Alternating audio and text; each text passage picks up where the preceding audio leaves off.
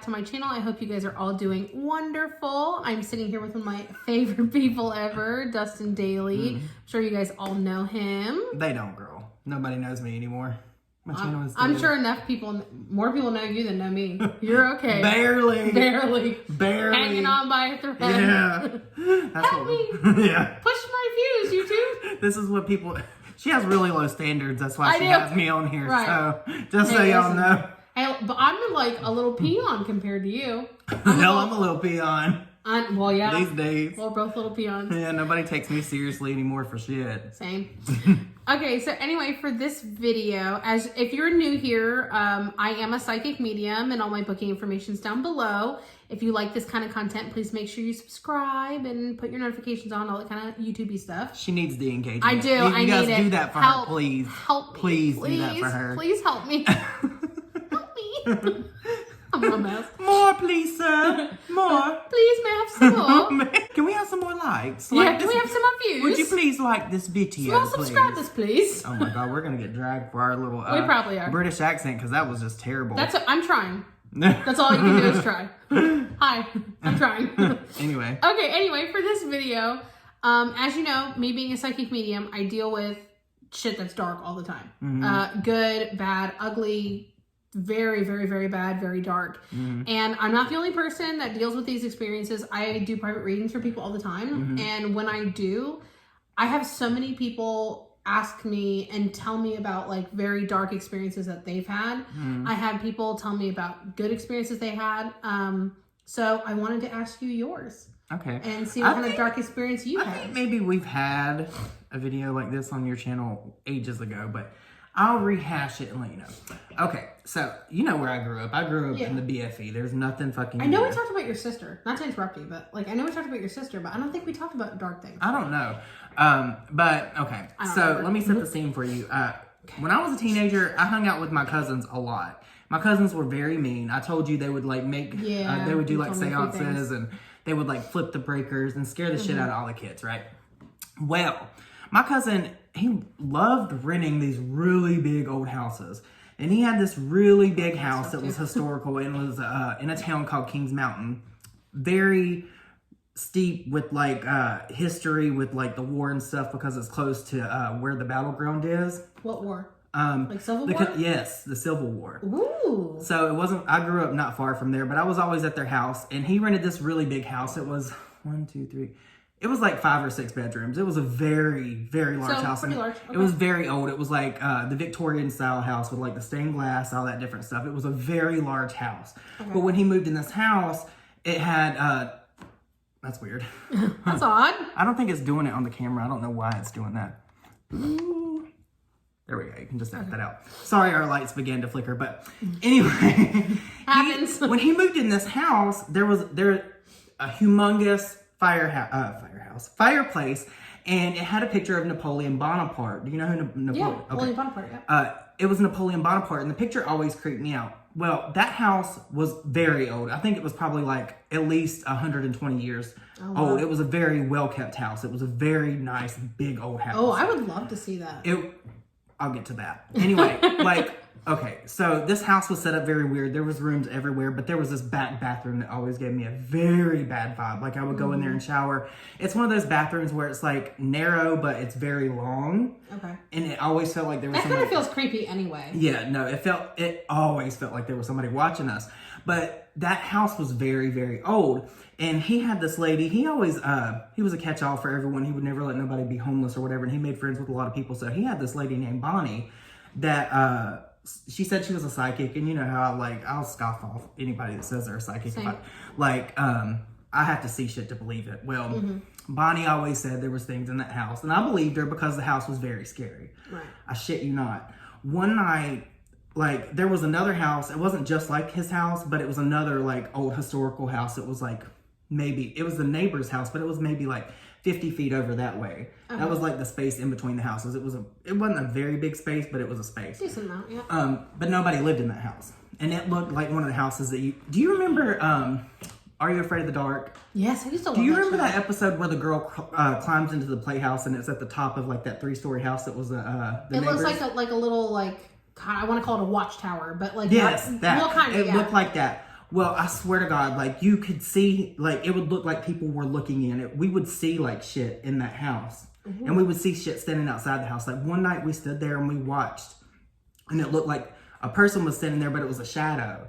Because this was higher up? No, it was in the backyard of the house that was beside them. Like we could see it, and it looked like it was looking into the house. Okay, so you're in that house looking at the neighbor's creepy old house. And it looked like a shadow person standing there, and we all watched it because we were all like shook and scared, right? Mm-hmm. Well, that happened. A few other things happened. Like there would always be like the random thing would move, or you would hear something in the middle of the night. Well, we found this passageway, like the house was 2 stories, but it was a big 2-story, if that makes sense. Kind of like this house.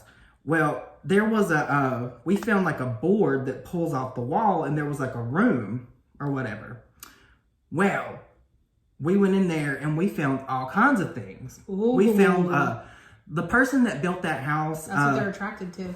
The person that the person that built the house, there was all kinds of historical records in the house that were put in this big, it was like a room, like maybe half the size of this room. Okay. This is a fairly large room, but you couldn't tell it was a room there because there was just like a board. It was blocked off. Well, we went in there, we found all these paperworks. We found, apparently the guy that built the house was a doctor, and he was a traveling doctor back in the day. He would travel and like treat patients and stuff. But the wife was apparently like some actress on Broadway. Oh, wow. Like we found all this different stuff, and the library was like 3 or 4 blocks away, so we took all that stuff there. Back in the day, that's what before the internet. Yeah, that's what you had to do to find the archives. That was the Wikipedia before. Yeah, that was the internet. Okay, so we found all that, and that's obviously creepy. We had the thing going on with the picture. We saw this like shadow figure. Well, at the end of the hallway on the 2nd story, like down the hall from where this room is that we found, we went in the attic and we found this like, it wasn't a briefcase, it was like luggage, but it was like fucking old. Like old? Yeah, like 60, 70 years old. Like it was put there and probably never touched again. Well, I opened it and it had a handkerchief in it, and it had, I still remember it was a D because I was like, oh my God, that's so weird. It was a D. My name starts with a D. That's why I remember it. The moment we grabbed that out of there, Bonnie was like, there was a computer in the kitchen. The moment we grabbed it, she didn't know we were doing that. She started like having a seizure, and she was like, put it back, put it back, put it back. And she was like, the little girl, put it back. I'm like, what the fuck? And I was like 14 or something. I was freaking the fuck out. The moment I see all that and Bonnie has a seizure, my sister has a seizure at the same fucking time. Okay, so just to add some perspective to people that are watching and to me, okay, the house is large, you said, 2-bedroom. 2-bedroom? I mean, I'm sorry, 2-story, Yeah, 2-story, 2-story. The house was probably like 4,500 square feet, so maybe 5,000. In it proximity, was a very big house. Where were you versus where Bonnie, the psychic, was having a seizure versus your sister? Okay. My sister was in the living room, which was on the 1st floor where the front door is. Okay. There's like this salon type of room that my cousin had a pool table in that you would walk through, and then you would walk into the back of the house and you would be in the kitchen. Okay. There was a computer there, and Bonnie was sitting at the computer. So Bonnie's on the opposite end of the house. Yes. I'm on the 2nd story, and I ran downstairs and saw Bonnie, and then like they were talking about my sister having a seizure in the living room, like right after Bonnie started having hers. Wow. And she was like, put it back. And then she went on to tell us that there was a little girl that they used to keep in that room where we found all those papers. Oh my gosh. That they used to like keep her in there and hide her and like abuse her and stuff. Wow. Very like, that's crazy. I don't know if the house ended up burning down, and I don't know why the house burned down. I'm not surprised. But I'll see if I can find a picture of the house, because it is a historical house that used to be there. It was a beautiful house. It was very, very big. It had stained glass and all that stuff, but it was very creepy. It kind of reminded me of like the Charmed house just a little bit.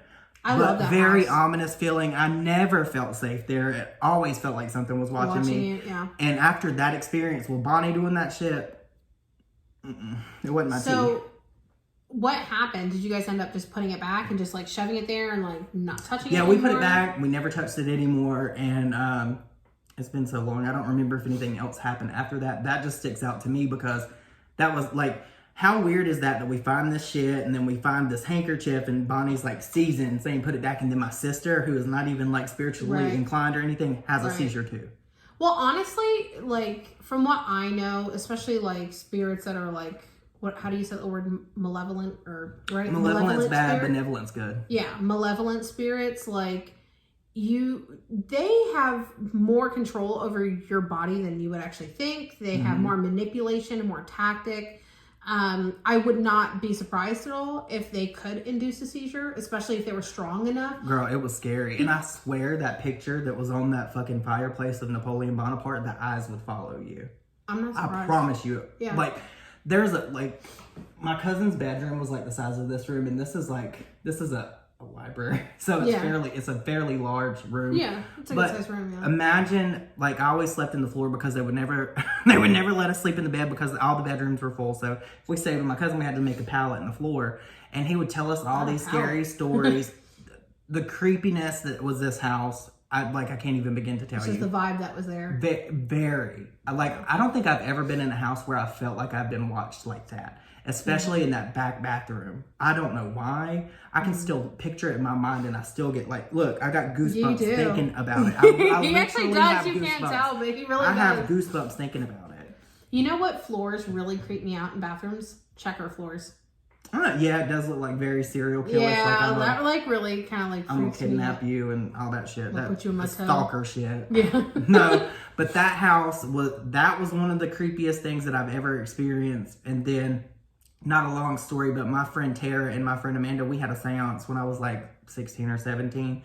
And my friend Tara's house, there was always weird shit going on in. But I swear to God, I don't know why, but we all heard this woman like screaming, like bloody murder. I don't know if it was like, it's what you would imagine a woman to scream like if she was being essayed or like murdered. Like blood curdling like scream. Blood would scare you to death. Yeah.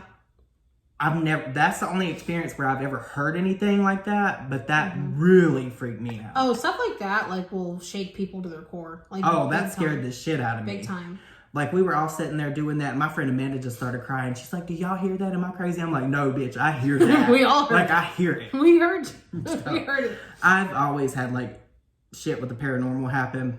I was telling Vanessa about Blackstock Cemetery. There's a slave cemetery that's in Fort Mill, South Carolina. It's very close to Carowinds, outside of Charlotte, but it's kind of like a preserved and protected area because it's history. Yeah, it's literally a slave burial ground. It has a stone wall around it, and you have to walk back into the woods to get to it. You can't see it from the road. Right. Me and my friends went there being stupid. It was 1 or 2 o'clock in the morning, and you have to walk. It's probably at least a half a mile back into the woods to get there. You really have to walk. Well, you know that's really it's trespassing. But there's pictures and stuff on the internet of this. When I tell you that we got back there and we were moseying around taking pictures and stuff, and it sounded like something was chasing us, and it was not an animal. It sounded like a person or people. Well, you can distinctly hear steps between animals and people. Oh no, it was like a run, like a fast 2-legged run. It scared me. Yeah. You should look it up. If we can find the pictures, we'll put them in here. But it's that'd be really cool. Very scary cemetery. But I've always had paranormal experiences. But the one with my cousin's house definitely is one that takes the cake. That one. Yeah, that's pretty crazy. Just touching something. I hate that I don't just have an HDMI port on my head where I can plug it in, because I can visually see this house and I can feel what I felt when I think about it. I would never go back there. I wish that I could do that too. For the things that I see and the way that I interpret it and see things, I wish that I could literally just put a little download into people and be like, okay, this is how I see it. That'd be so cool. To me, to you, that's absolutely terrifying. But to me, I want to go to the house. Well, the house is burnt down, girl. And I don't know. The best part of this, though, is that energy, that darkness and stuff it's still there, girl. Yeah, you don't need the house. No. They don't need the house. The house itself was creepy and ominous, but the feeling that you got when you walked in it, it's just... Oh, I'm sure. I'm sure. I'm going to pull up a picture of the area because it's right across from a restaurant. I'll see if I can get the address. And if I can find a picture of this house before it burned down, we'll put it in this video, because it will explain everything about how creepy this house was. You'll just see the creepy vibe to it. You will. I would love to see the house. Well, I'm going to look it up and see if I can find it. Well, thank you for telling everyone your story. And I'm You're sure welcome. everyone else has, stories like this. Just I like, told Vanessa she should do a segment where you guys write in your scary Yeah. stories and she reads them. I think I that would be just totally so do cool. that. You should. Listen, if you have a creepy, scary story like that, please send me an email. It's Insta-Itsmevanessaduh@gmail.com. And I would love to read it for people because a majority of people have had some sort of experience, whether it's small or significant or, in between. I like the stories where, I've always been a believer, but I like the stories where people were like, I didn't believe in this stuff before. And then it's and something it changes them. Those are always usually the most creepy. The and ones the that good make ones. you change your mind or completely change all beliefs that you ever had. Those are completely the best. I like those too. Yeah. Those are my favorite. Thank you guys for hanging out for this video. If you like this type of content, please make sure you like and subscribe wherever it is on your computer. And if you don't know Dustin, I will share his channel down below. I need the views. He needs. I need the views. We need the views. Please help us. Please help Please me. help. Anyway, thank you guys for hanging out, and I hope you guys have a good day. Bye. Bye.